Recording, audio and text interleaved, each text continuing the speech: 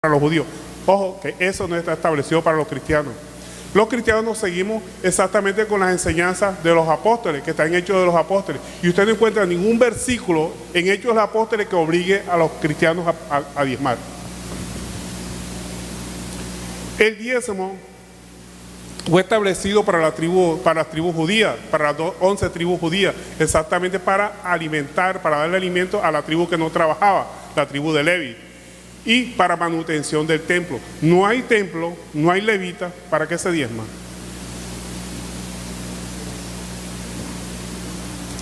Entonces, el diezmo no es obligatorio para la iglesia, pero como eso favorece a algunas personas, pues le siguen exigiendo el diezmo a las personas. Pero esto no es establecido por Dios.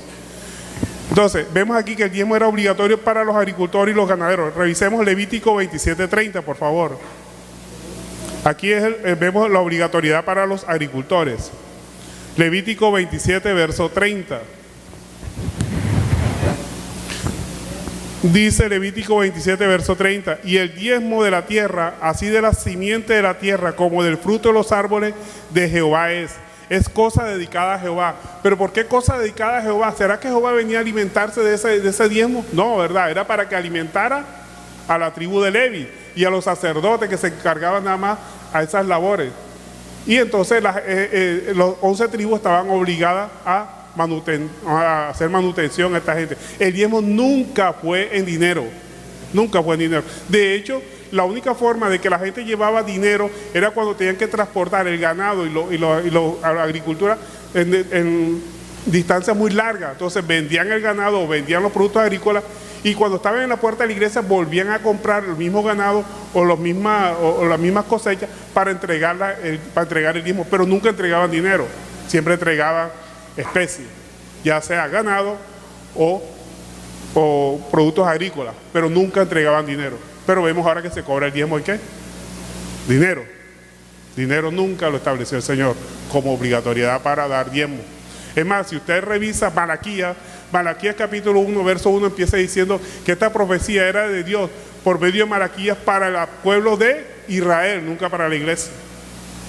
Y cuando se utiliza el famoso capítulo 3, verso 8, que dice, maldito soy con toda maldición porque todos ustedes me habéis robado. Entonces le dicen, ¿qué te hemos robado, Señor? Le dice, en los diezmos y en la ofrenda. Pero ¿a quién se está dirigiendo esa profecía? Al pueblo de Israel, a los hijos de Levi, perdón, a toda la tribu de Israel, no a la iglesia.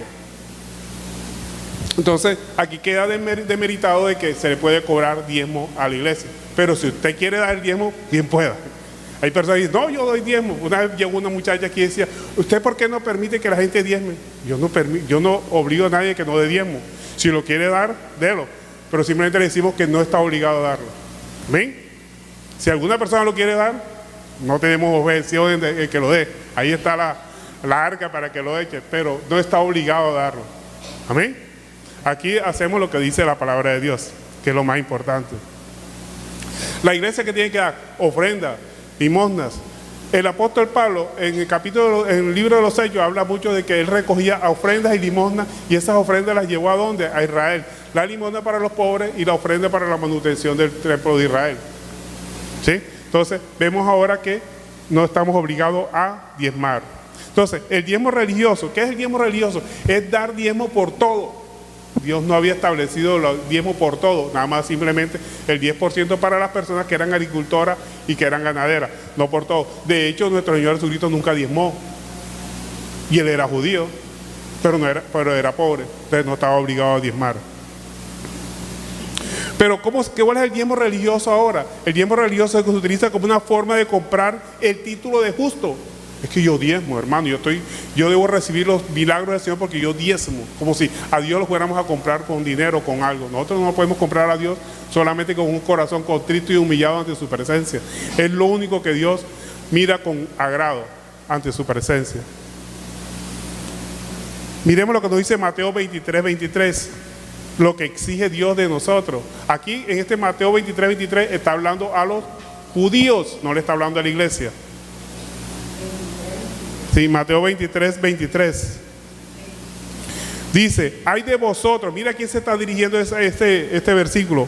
Hay de vosotros, escribas y fariseos, hipócritas, no está diciendo iglesia, se está dirigiendo a los judíos. Escribas y fariseos hipócritas, porque diezmáis la menta y el eneldo, el comino, y dejáis lo más importante de la ley, la justicia, la misericordia y la fe. Esto era necesario de hacer sin dejar de hacer aquello. O sea, tenían que hacer las dos cosas. ¿Pero quiénes? No la iglesia, los judíos. Pero este versículo se lo siembran a la iglesia. Hipócritas si no diezman. No, eso era para los judíos. Ahí se está dirigiendo a los judíos, no a la iglesia. Entonces, los versículos tenemos que mirarlos a quién está dirigida esa palabra. Está dirigida es a los judíos, más exactamente a los escribas y fariseos. Aquí nunca habló de la iglesia. Entonces tenemos que, siempre que estudiemos la palabra de Dios, tenemos que mirar hacia quién va dirigido un mensaje. Pero claro, es benéfico utilizar este versículo y tirárselo a la iglesia, porque es rentable. Pero espiritualmente, no, porque está mintiendo a la iglesia. El Señor llamará a colación a los que utilicen este versículo mal aplicado para la iglesia. Entonces dice el verso 13, sigamos con el verso 13 del capítulo 18 de Lucas. Mas el publicano, estando lejos, no quería ni aún alzar los ojos al cielo, sino que se golpeaba el pecho diciendo: Dios, sé propicio a mí, pecador. Os digo que éste descendió a su casa justificado antes que el otro, porque cualquiera que se enaltece será humillado, y el que se humilla será enaltecido. En otras palabras, la oración humilde es la que va a ser enaltecida a esa persona que les boza, mientras que la oración orgullosa van a ser humillados esas personas. Cuando nosotros nos justificamos con nuestros hechos ante Dios, eso es basura para el Señor. Todo lo que nosotros hagamos aquí en la tierra para el Señor. Es más, el apóstol Pablo decía: todo lo tengo por basura para alcanzar la excelencia en el Señor. Todo lo tenemos por basura. Las cosas buenas que nosotros hagamos, mira, es porque el Señor nos las ha puesto en nuestro corazón. Porque de nosotros siempre sale lo malo. Cuando nosotros empezamos a hacer cosas buenas es porque el Señor nos ha impulsado a hacer las cosas buenas. Entonces no tenemos por qué ufanarnos por las cosas buenas que hagamos. Decía el apóstol Pablo que él se enorgullecía, era de lo que el Señor había hecho en su vida. Si tenemos que enorgullecernos de algo, es de lo que el Señor ha hecho en nuestra vida, no de lo que nosotros hagamos, porque eso es pura vanagloria. ¿Amén? Entonces, vemos aquí cómo el Señor vio con buenos ojos la oración del publicano, porque él se sentía pecador. Vea, aquí vemos dos personas, uno está comparándose con el otro. El judío, en este caso, el fariseo, se está comparando con el publicano. Es que yo no soy pecador como este. Vea, si nosotros nos tenemos que comparar con alguien, ¿saben con quién nos tenemos que comparar? Con Jesucristo. Yo no me puedo comparar con el hermano, no me puedo comparar con él, tengo que comparar con Jesucristo. Y si yo me comparo con Jesucristo, ¿qué termino siendo? Un terrible pecador. Porque el único que no pecó fue Jesucristo. Todos. Mira, la Biblia dice que no hay justo que haga el bien y nunca peque. Todas las personas pecan. Si usted se quiere comparar, usted no se compare, yo no soy como fulanito, porque fulanito, mira, es vicioso, o es drogadito, o es alcohólico, o es mujeriego. No se compare con él, compárese con Jesucristo. Y vaya cómo queda. Salimos mal librados, ¿o no? Entonces, con él es que tenemos que comparar. Nunca se compare con nadie, nada más que con Jesucristo. Y trate de imitarlo. El apóstol Pablo decía: imítenme a mí como yo imito a Cristo. Entonces tratamos de imitarlo a él, siempre a él. Nunca ponga la mirada en un hombre, porque el hombre te puede fallar, yo te puedo fallar, cualquiera te puede fallar. Hay muchas iglesias que se han desarmado porque el pastor haya hecho algo malo. ¿Por qué? Porque la iglesia no tenía puesto los ojos en Cristo y no los tenía puesto en el pastor. Aquí no enseñamos que pongan los ojos en ninguna persona, solamente en Cristo. El hombre te puede fallar, yo te puedo fallar. El único que no te puede fallar es Cristo. Entonces, si nos vamos a comparar con alguien, comparémonos con Cristo y vamos a ver que salimos mal librados. Entonces, nadie tiene por qué enorgullecerse porque no haga tal cosa, porque hará otra cosa peor que esa persona. Pueda que no tomemos droga, pero de pronto hacemos otras cosas que no son comparadas con esa. Entonces, no tenemos por qué compararnos con nadie, solamente con Cristo, para buscar la excelencia. Con Él es el único que tenemos que compararnos. Entonces, ¿quiénes no pueden orar como dice la palabra de Dios? Las personas orgullosas, aquellas que se creen muy, muy grandes por las obras buenas que hacen, así como hacía el fariseo este, ¿verdad? Yo ayuno, yo oro, yo no soy como este publicano ladrón.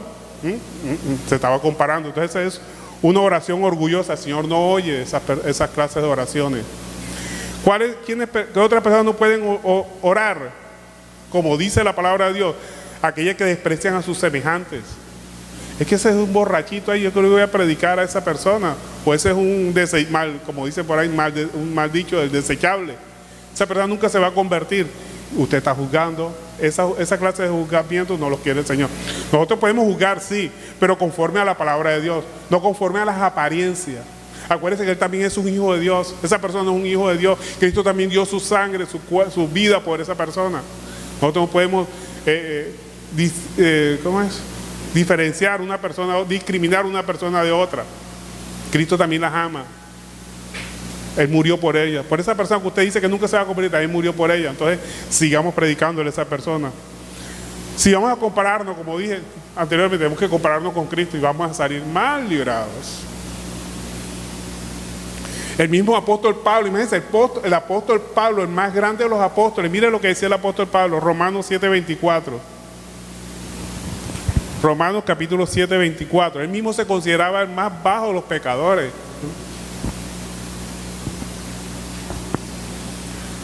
Romanos capítulo 7, verso 24. Dice el apóstol Pablo: miserable de mí, ¿quién me librará de este cuerpo de muerte? Gracias doy a Dios por Jesucristo, Señor nuestro. Así que yo mismo con la mente sirvo a la ley de Dios, más con la carne a la ley del pecado. La ley del pecado la tenemos en las manos, en el cuerpo. Vean, nosotros tenemos un enemigo grandísimo. La armadura de Dios, ustedes la vemos, hemos estudiado mucho, Efesios 6, dice que la armadura de Dios, tenemos un casco, tenemos una espada, tenemos un pectoral, tenemos una sandalia. Pero toda esa armadura de Dios, imagínense, para cuando uno se viste una armadura, ¿contra quién va a pelear? Contra un enemigo, ¿verdad? ¿Quiere ver ese enemigo? Póngase frente a un espejo. Nosotros mismos somos nuestro propio enemigo. Nuestra propia carne va contra la naturaleza espiritual. Contra ese es el que estamos luchando nosotros. Con nuestra propia carne. Contra Satanás, contra el mundo, no. Mira, Satanás y el mundo influyen en la carne, pero al final quien nos ataca es la misma carne. El mundo te dice: ¿tú para qué vas a la iglesia? Mejor vete para la playa a mirar la creación de Dios allá. A admirarla. ¿Para qué te vas a ir para la iglesia? Mejor vamos para tomar unos tragos. O sea, el mundo te empieza a llamar a hacer las cosas que hace el mundo. Y Satanás también te induce a que hables mal de alguien, a que pienses mal de alguien. Mira lo que te dijo, respóndele 4, te va a inducir a eso. Entonces, nosotros tenemos que dominar, que es a la carne. Los dos enemigos de eso atacan a la carne. El verdadero enemigo grande que nosotros tenemos es la propia carne, nuestra propia naturaleza carnal. Mire lo que dice el apóstol Pablo: miserable de mí, ¿quién me librará de este cuerpo de muerte? El cuerpo, la carne, es la que nos está llevando a la muerte. Tenemos que dominar la carne, tenemos que crucificar la carne para que Cristo pueda nacer en nosotros, para que la parte espiritual, tenemos que crucificar la carne. Y al igual que nuestro Señor Jesucristo, que fue crucificado en la carne, nosotros mismos tenemos que crucificar la carne, pero no con clavos, sino con obediencia a la palabra de Dios. Porque Jesucristo se podía bajar de la cárcel tranquilamente. Los clavos no sostuvieron a Jesucristo en la cruz. Lo que lo sostuvo a Jesucristo en la cruz fue el amor al Padre y el amor hacia nosotros. Y de la misma forma, nosotros por amor al Padre mantenemos crucificada la carne. ¿Y qué es crucificar la carne? No ceder a los deseos de la carne. No ceder a los deseos o los impulsos de la carne. Eso se llama crucificar la carne. Por eso decía el apóstol Pablo: ya no vivo yo, mas Cristo vive en mí. Y eso parece que es difícil, ¿verdad? Con nuestra naturaleza carnal, que dominar la carne, porque la carne es fuerte, pero Dios no nos ha dejado solos. Nos ha dado su poderoso Espíritu Santo, el que nos da fortaleza, el que nos ayuda en todo momento, en los momentos de debilidad. Cuando usted vea que está tentado por hacer algo que va contra la naturaleza espiritual, es hora de meterse en oración. Y al Señor: no puedo con este vicio, con esto que me atormenta, con este deseo de hablar mal contra alguien, este deseo de pensar mal contra alguien. Métase en oración y preséntese al Señor, y Él mandará su poderoso Espíritu Santo. Porque cuando usted está diciendo al Señor: Señor, no puedo, le está humillando ante Él. Entonces cuando dice: tú no puedes, entonces yo sí puedo, entonces te mando. Pero si tú no le pides al Señor, Él es un caballero. Si tú no le pides ayuda, Él no te la va a dar. Porque Él puede hacerlo, puede hacer así, convertirnos a todos nosotros, pero Él no quiere marionetas. Él quiere que lo sirvamos por amor, por obediencia a Él. Entonces pidámoslo, humillemos ante Él, y Él mandará su poderoso Espíritu Santo. Él no nos ha dejado solos. Él dijo: yo me voy, pero no los dejaré huérfanos. Vendrá otro, el Consolador, otro, no Él, otro, el Espíritu Santo, que es el que nos ayuda en todo momento a seguir adelante. Porque solo no podemos, la carne es muy fuerte. Solamente la vencemos con la ayuda del Espíritu Santo y también nuestra fuerza de voluntad, o sea, pidiéndole al Señor, pero pidiéndole a Él, y Él nos ayuda, Él nos fortalece con su Espíritu Santo. La palabra de Dios dice que esté débil, pues, perdón, diga el débil, fuerte soy. ¿Pero por qué fuerte soy? No por mi fortaleza física, sino por el Espíritu Santo que viene a habitar en nosotros. Él es el que nos da la fortaleza para seguir adelante en todo momento. También, ¿quiénes nos pueden orar? Aquellos que se consideran justos por sus obras. No hay ninguna obra que nosotros hagamos que nos justifique. Es que yo soy buen esposo, es que yo soy buen padre, es que yo soy buen hijo. Eso no nos justifica. Porque si eso nos justificara a nosotros, ¿para qué vino Cristo? ¿Para qué se hizo matar? Simplemente hubiera dicho de allá, sálvese el que pueda ser bueno, el que pueda ser justo. No, lo único que nos justifica es la obra redentora de Cristo en la cruz del Calvario. Es lo único que nos justifica ante Él. Cristo es quien nos justifica. Miremos por favor, ya eso estaba profetizado desde el Salmo 62, Salmo 62, verso 12.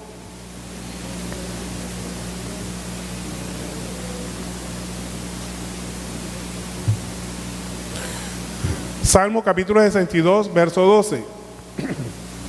Dice, tuya, oh Señor, es la misericordia, porque tú pagas a cada uno conforme a su obra. Pero nosotros sabemos que la salvación no es por obra, sino por fe. Pero nosotros cuando tenemos fe en Cristo hacemos obras que justifican nuestra fe. Porque la fe sin obra es muerta. Entonces, obra fundada en la fe es la que únicamente nos justifica ante el Señor. O sea, cuando ponemos la mirada en Cristo, todo lo que hacemos lo hacemos por Cristo. Todo lo que hacemos lo hacemos por amor a Cristo. Eso es lo único que nos justifica. Romanos 3:30, por favor, me acompaña. Romanos capítulo 3, verso 30.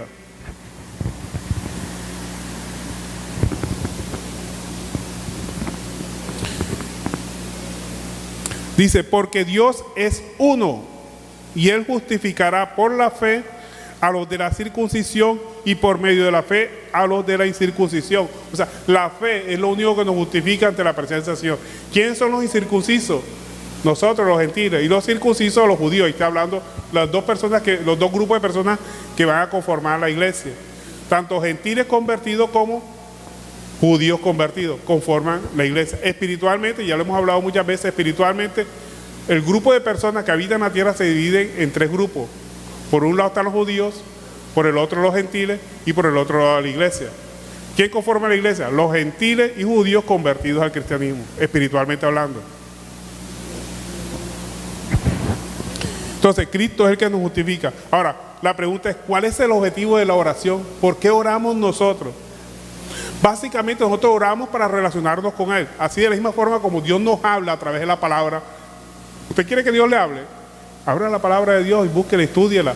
Ahí Dios nos habla. Y cuando nosotros oramos, le hablamos a Él, presentamos nuestras necesidades, nos humillamos ante su presencia. Son los dos alimentos que siempre hablamos aquí, dos de los tres alimentos fundamentales para que nosotros crezcamos espiritualmente. La lectura de palabra y la oración. Dos de los tres alimentos. ¿Y cuál es el tercero? La congregación. Porque así como nos relacionamos con Dios, Él quiere que nos relacionemos entre los hermanos. Son los tres alimentos espirituales. Así como nosotros comemos 3 veces al día, también necesitamos esos 3 alimentos diariamente para fortalecernos cada día espiritualmente. ¿Por qué? Porque hay personas que dicen, no, es que yo oro y yo leo la palabra ya en mi casa y eso es suficiente. No es suficiente. Porque así como se relaciona con Dios, tiene que relacionarse con los hermanos para que pueda crecer espiritualmente. De hecho, nuestro Señor Jesucristo dijo que los mandamientos se resumen en 2. Amarás a Dios sobre todas las cosas y a tu prójimo como a ti mismo. Y la única forma de amar a nuestro prójimo es reuniéndonos, relacionándonos. Entonces tenemos que congregarnos. No como algunos tienen por costumbre de no hacerlo. Como decíamos, hay muchas personas que dicen, no, con solamente orar y leer la palabra de Dios en mi casa estoy bien con Dios. Yo no me meto con nadie. No, le falta el tercero.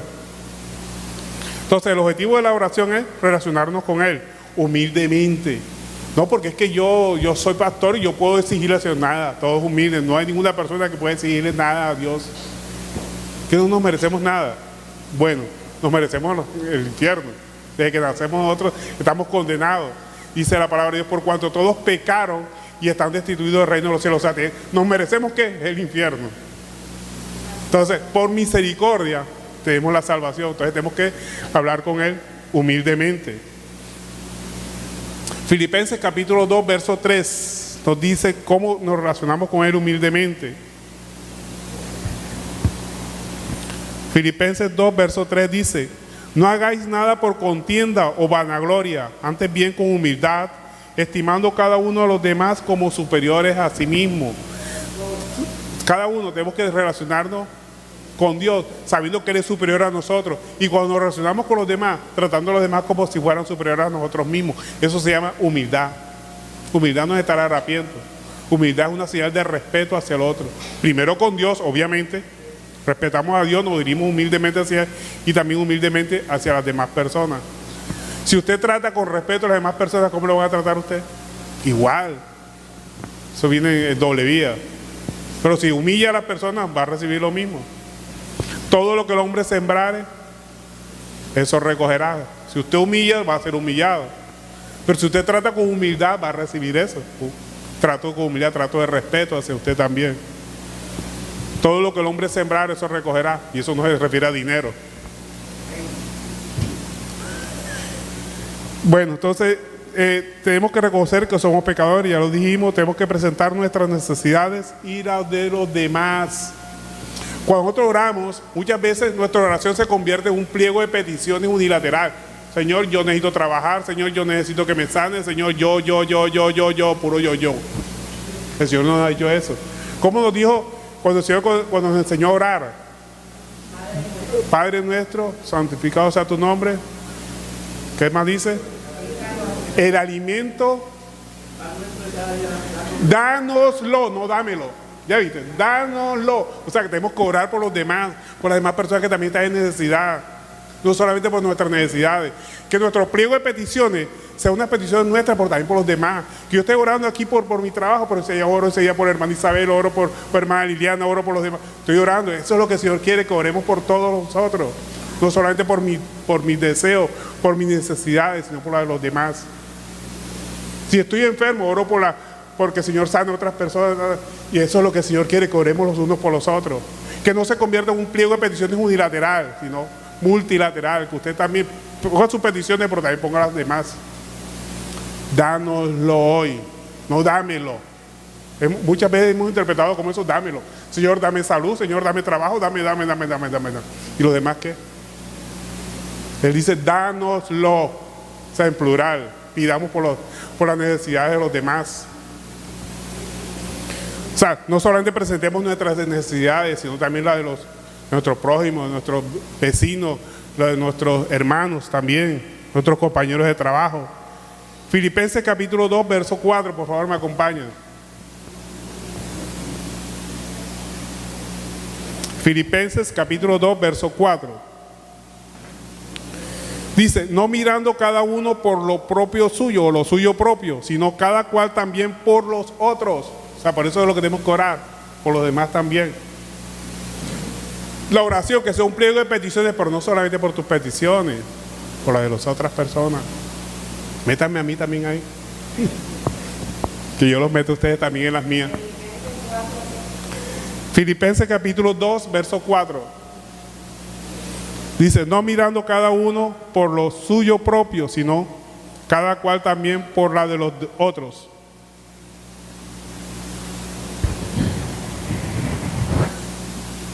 Objetivo de la oración, no debemos presumir de lo que somos nosotros, de lo que Dios ha hecho en nosotros, de lo que Cristo ha hecho en nosotros. No debemos presumir de eso. Es que yo soy pastor, es que yo soy evangelista, es que yo... No, eso no. El Señor nos ha puesto ahí, somos unos... Mira, si nosotros hacemos lo que Dios nos ha mandado a hacer, somos unos siervos inútiles, imagínense usted. ¿Da si no lo hacemos? El fariseo fue más allá de lo requerido por las reglas religiosas, estaba haciendo mucho más allá. El Señor nos ha mandado eso. Ayunaba más de lo que le habían pedido y daba diezmos más de lo que le habían exigido. Nosotros no tenemos que presumir de lo que somos. Mira, todo lo bueno que nosotros hacemos, se lo debemos a Él. Nosotros, nuestra propia naturaleza carnal nos implica hacer cosas hasta malas. Lo único bueno que podemos hacer es tener bien a nuestros hijos, porque ningún padre le va a una serpiente a un hijo cuando le pide un pan. Eso es naturaleza. Pero muchas otras cosas, ayudar a personas necesitadas. Entonces eso es porque el Señor nos los ha sembrado, nos lo ha puesto. Y Él mismo nos pone a las personas necesitadas al lado. ¿Sabía usted para probarnos a nosotros? Nos pone a las personas al lado y para ver cómo reacciona usted. Nos da la bendición y nos pone a las personas al lado.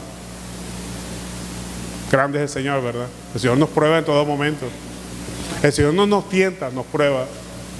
El que nos tienta es Satanás. Porque la tentación es inducir al mal a alguien. Y el Señor nunca nos va a inducir al mal. El Señor sí nos prueba para ver cómo reaccionamos nosotros, para ver qué tanto aplicamos la palabra de Dios, porque no sirve de nada aprenderme yo toda la Biblia de memoria y no aplicarla. La diferencia entre un cristiano y una persona que no es cristiana es que el cristiano aplica la palabra de Dios. ¿Por qué lo digo? Porque yo conozco muchos ateos que se conocen más la Biblia que yo. Ateos, se conocen la Biblia, me recitan versículos, cada ratito tengo confrontación con ellos. Y obviamente la interpretan mal, porque no la ven desde el punto de vista espiritual, sino físico. Para ponerle un ejemplo, ¿cómo lo interpreta un señor de estos que son ateos? Dice, Jesucristo hizo multiplicación de los panes y los peces. Luego entonces Jesucristo era socialista y él quería que no hubiera pobre y por eso multiplicó los panes y los peces. Y yo, hombre, no hable de eso no es así. Es lo que enseñó, que era el pan de vida que estaba entregándose a todas las personas. Y tan es así que cuando Jesucristo multiplicó los panes y los peces, lo querían hacer rey. ¿Qué hacen los políticos ahora? Le dan una gaseosa, le dan ron a la gente, le dan 50,000 pesos para que lo hagan rey. Jesucristo cuando vio que lo querían hacer rey, se fue de ahí, se puso triste y se fue. O sea, que el objetivo de multiplicar los panes y los peces realmente no era alimentar a las personas porque los pobres siempre estarán con nosotros. El objetivo era enseñarles, yo soy el pan de vida, era lo que estaba diciendo Jesucristo, búsquenme a mí, pero no por el alimento que perece, sino por el alimento espiritual que no perece. Yo les doy vida, estaba diciendo Jesucristo, fue la enseñanza de él. Eso obviamente no lo entiende un ateo, pero hay que enseñarles, hay que decirles, para que no sigan con las falsas enseñanzas a través de la palabra de Dios. Entonces, tenemos que entender que no hay obra que nosotros hagamos que nos justifique ante la presencia del Señor. El único que nos justifica es nuestro Señor Jesucristo. La justicia es un regalo que Dios nos da. Y solamente vamos a ser justos cuando estemos ante la presencia del Señor, cuando vamos a analizar todos nuestros hechos. Ahí es cuando vamos a estar justificados realmente. Y no vamos a ser justificados por ningún logro humano, sino por la fe puesta en Cristo. Y obviamente con la fe puesta en Cristo nosotros hacemos obras fundadas en esa fe, porque la fe sin obras es muerta. Romanos 5:17, por favor me acompaña. Romanos capítulo 5, verso 17. Vamos a ver cómo es la justicia de Dios.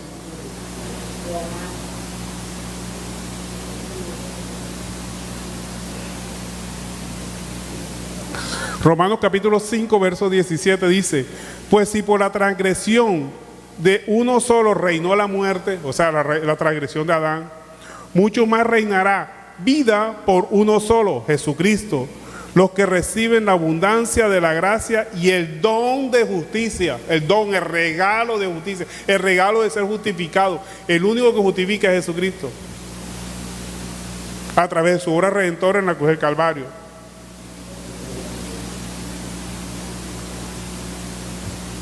Pero desafortunadamente en la actualidad los sacrificios a Dios se han convertido, ¿sabe qué? En una ofrenda desagradable a Dios. Y eso es lo que tenemos que tratar nosotros, que los sacrificios que Dios estableció en su palabra de Dios no se conviertan en una ofrenda desagradable ante sus ojos.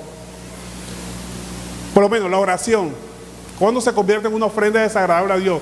Cuando se convierte en un pliego de peticiones egoístas, que solamente le pedimos a Dios por nuestras necesidades y nos olvidamos de las demás personas. Entonces, esa ofrenda es desagradable ante los ojos de Dios. Dice, ese hijo mío es egoísta y no ve a su hermano, no ve a mi otro hijo que está ahí, no pide por él, no clama por él. Amén o amén. Entonces, ¿cuál es la verdadera ofrenda agradable conforme a la oración que Dios quiere? Es cuando pidamos por nuestras necesidades, también pidamos por las necesidades del prójimo, de las otras personas que están a nuestro alrededor, que nosotros sabemos que están pasando por necesidades. Ahí sí es una ofrenda agradable ante los ojos de Dios. Dice, ese sí es mi hijo porque tiene amor hacia esas personas que están al lado de él. El amor que tenemos hacia el Padre tiene que reflejarse en el amor hacia las personas que tenemos a nuestro alrededor. Porque ¿cómo puedo decir que amo a Dios y odio o aborrezco? O no determino simplemente al que está al lado mío que está pasando necesidades. Dios nos llamará a cuenta. Dice, tuve hambre y no me diste de comer. Y yo cuando te vi, Señor, con hambre, el día que no lo hiciste con uno de estos mis pequeños, me lo hiciste a mí. Eso quiere decir que compartamos los bienes que Dios nos da. Y el mejor bien que todos tenemos es la oración. No lo cojamos solamente para nosotros. Señor, dame. Ay, lo demás que comparta la oración. Cuando usted está orando, meta a las demás personas también en su oración. Métame a mí también.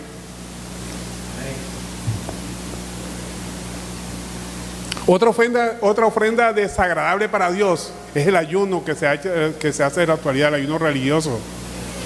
El ayuno que se ha convertido en una huelga de hambre. Yo no como hasta que tú no me sanes. Yo no como hasta que tú no me des el trabajo. Yo no como hasta que. O sea, o están como obligando al Señor, coercionando al Señor a través de una huelga de hambre.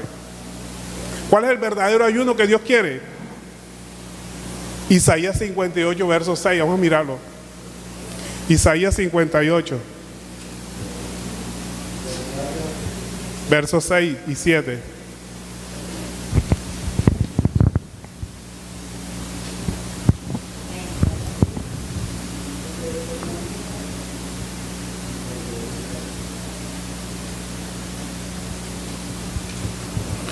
Isaías 58, verso 6. ¿Ya ven? ¿Lo tienen? Dice, ¿no es más bien el ayuno que yo escogí desatar las ligaduras de impiedad, soltar las cargas de opresión y dejar libre a los quebrantados y que rompáis todo yugo? En otras palabras, perdona. No guardes rencor. Sigue diciendo, ¿no es que partas tu pan con el hambriento y los pobres errantes albergues en casa? Que cuando veas al desnudo lo cubras y no te escondas de tu hermano. Ese es el verdadero ayuno que Dios escogió. No es aguantar hambre. Ahora, si va a aguantar hambre porque le va a dar desayuno a otra persona o la comida a otra persona, pues está compartiendo sus alimentos. Pero no, que yo no desayuno hoy porque estoy en ayuno, no almuerzo, pero a las 3 de la tarde me como yo todo. Ay, sabroso, ¿eh? Lo que hizo fue posponer la comida.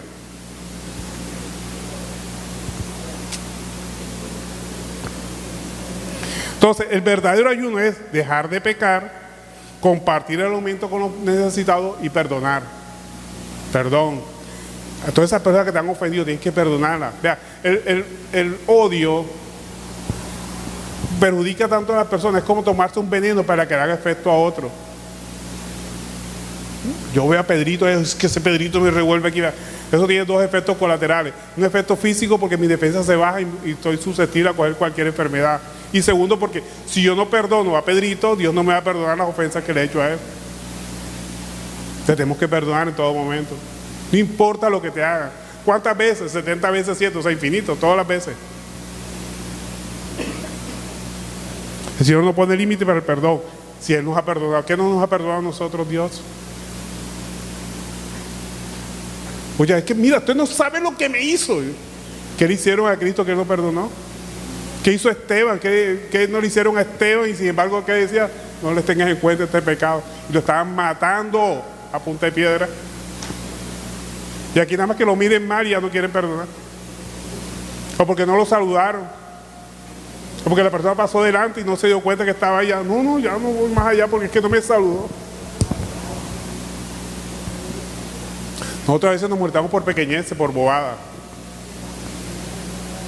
Porque no hay nada que nosotros no debamos perdonar. Es más, el perdón ni siquiera es una opción, es un mandato de Cristo.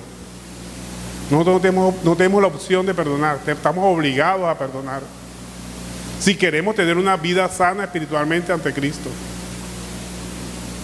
El perdón no es una opción, es un mandato. ¿Cuál es otra ofrenda desagradable ante los ojos de Dios? Es la forma de dar ofrenda.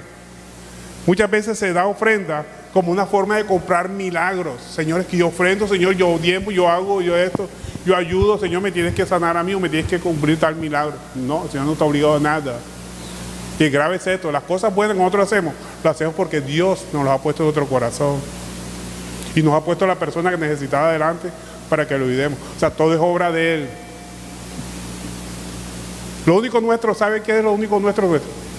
Las obras malas, a las cuales tenemos que pedirle perdón a Dios. Y cuando nosotros hagamos algo bueno, cuando demos algo, no tenemos que esperar nada a cambio.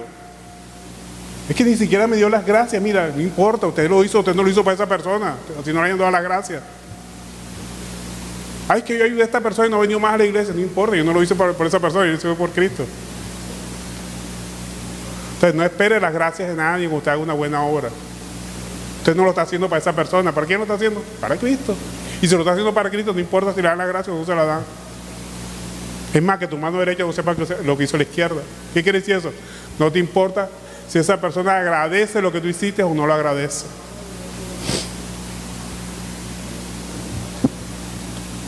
Miremos lo que nos dice 2 Corintios capítulo 9, verso 7, que estaba leyendo en la coordinación nuestra hermana Liliana. 2 Corintios capítulo 9, verso 7.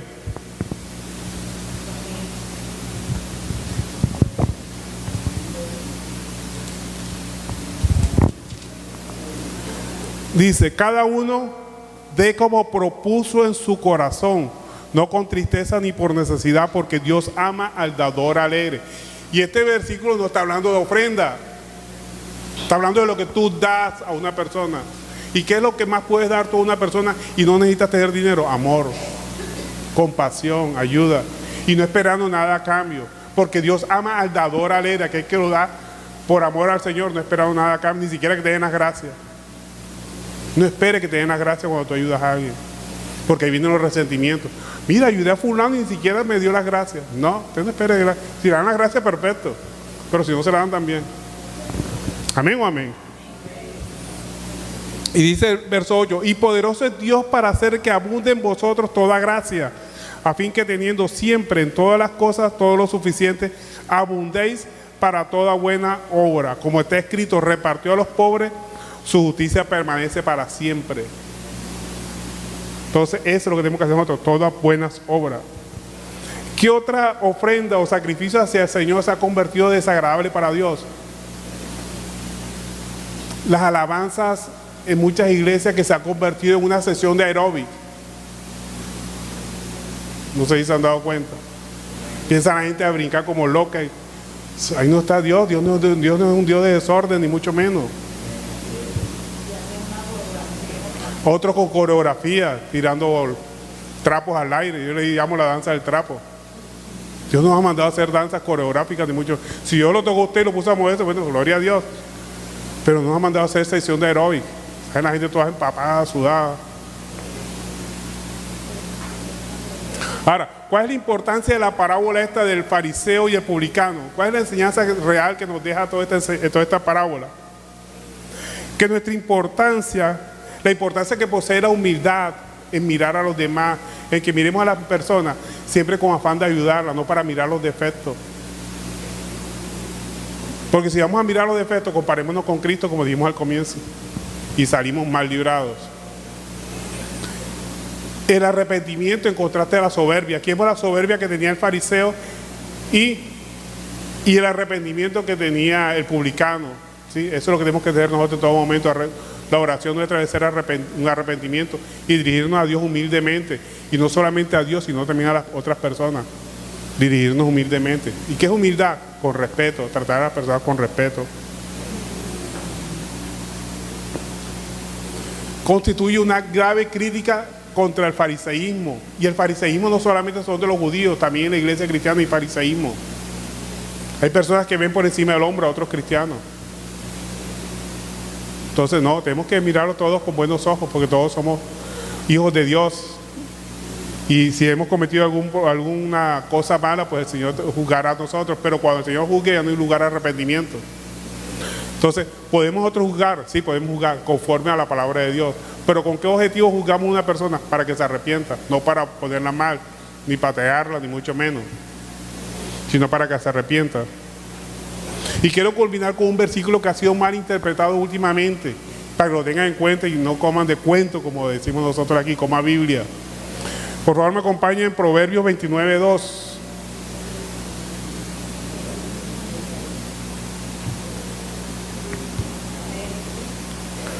Proverbios capítulo 29, verso 2 dice: cuando los justos dominan, el pueblo se alegra, mas cuando domina el impío, el pueblo gime. Este versículo no está hablando de política. ¿Quiénes son los justos? Aquellos que Dios pone a gobernar, que Dios pone a gobernar. Cuando Moisés gobernó, cuando José gobernó, los diferentes reyes, los puso Dios, no los puso el pueblo. Es más, el pueblo cuando ha elegido gobernantes los ha elegido mal. De hecho, la democracia fue la que condenó a Jesucristo. La democracia eligió un apóstol que no era el apóstol de Dios. Eligieron a Matías. Este versículo no está hablando de política. 29, verso 2. Este versículo está hablando de las personas que son justas ante los ojos de Dios, que cuando la persona se convierte, empieza ese hogar, cuando el jefe de la familia se convierte, ese hogar empieza a funcionar perfectamente. ¿No se han dado cuenta? Entonces, cuando los justos dominan, pero ¿quién puso ese justo dominando? Lo pone Dios, porque es el único que conoce los corazones, el único que escudriña los corazones. El único que sabe cómo va a terminar esa persona en ese gobierno que Dios pone. Pero no estoy hablando de gobierno político, estoy hablando de gobierno secular, o sea, el gobierno en la familia, el gobierno en una empresa, el gobierno en diferentes áreas que tú ves personas que son las que están dominando. Los pone Dios. Por eso nosotros tenemos que respetar todas las autoridades tenemos que respetarlas. Inclusive esos malos presidentes que hemos tenido, tenemos que hablar siempre bien de ellos. Tenemos que orar por las personas que están en eminencia. Porque todas las autoridades han sido puestas por Dios, todas. ¿Qué dijo Jesucristo cuando estaba en la cruz del Calvario? Cuando Pilato le dijo, mira, ¿por qué no te defiendes? No es que yo tengo autoridad para condenarte o absolverte. ¿Qué le dijo Jesucristo?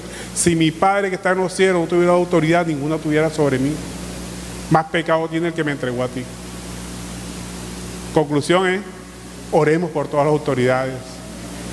No importa si son malas o son buenas o son pésimas o son regulares, oremos para que el Señor siga tomando el control de ellos, para que el Señor toque esos corazones de piedra y los convierta en corazones de carne. Y lo más importante, para que se haga la buena, agradable y perfecta voluntad del Señor. Dios utilizó un rey inconverso como Nabucodonosor para castigar a Israel.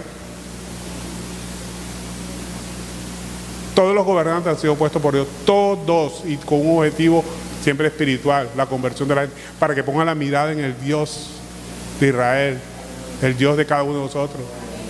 Ese es el objetivo fundamental, que oremos por todas las eminencias, por todos los procesos políticos, oremos por todas esas personas que se están lanzando a la presidencia. Cada uno tenga su elección, cada uno lo tenga perfecto, cada uno vote por el que quiera. Oremos por ellos y que el Señor ponga, que diga que poder y que al final siempre se hará la voluntad de Él, nunca la nuestra.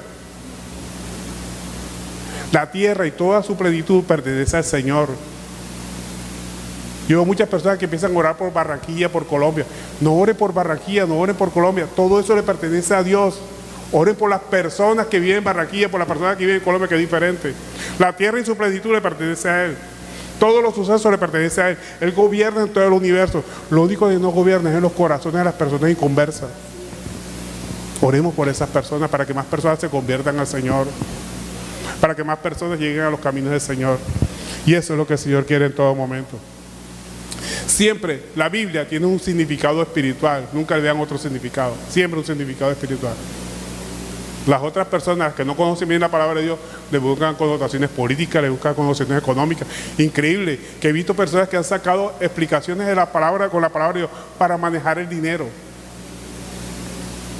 Eso no.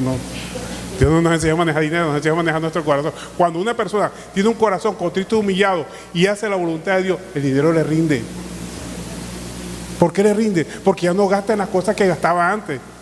Parranda, brujería, mujerío, cosas que no tenía que hacer, y el dinero le va a rendir automáticamente, ¿o no? Dios hace como Él quiere. Tenemos que someternos a obedecer la voluntad del Señor, y la economía se nos compone.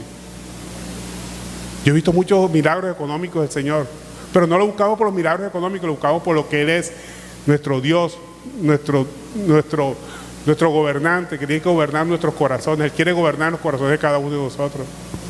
Pero muchas personas le dicen, Señor, mi rey, pero no lo obedecen. ¿De qué sirve un rey que no lo obedezca? El rey es para obedecerle. Tenemos que obedecer su palabra, ponerla por obra. Y va a ver que el dinero le rinde, va a ver su economía floreciente, va a haber sanidades, van a haber muchos milagros en la obediencia. Porque Dios es el mismo ayer, hoy y por los siglos. Los milagros que Él hizo en la antigüedad los sigue haciendo y los seguirá haciendo. Pero busquemos a Dios no por los milagros, sino por lo que Él es. Bueno, esta ha sido la enseñanza para hoy. Espero que hayan atesorado en su corazón y la pongan por obra en todo momento. Con nosotros nuestra hermana Liliana. Gloria a Dios.